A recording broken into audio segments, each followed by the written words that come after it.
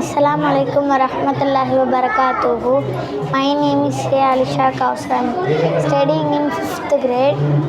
I'm tell about escalator. எஸ்கலேட்டர்னா ஒரு moving staircase. இது எப்படி மேட் ஆச்சுன்னா ஸ்டீல், அலுமினியம், பிளாஸ்டிக். இது எப்படி பவர் கொடுக்குதுன்னா எலக்ட்ரிக் மோட்டார் வச்சு பவர் கொடுக்குது.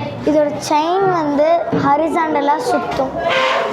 இது 30 டிகிரி ஆங்கிளில் இருக்கும். இதோட ஸ்பீடு எவ்வளோனா 0.3 to 0.9 மீட்டர்ஸ் per செகண்ட்ஸ்க்கு ஸ்பீடு.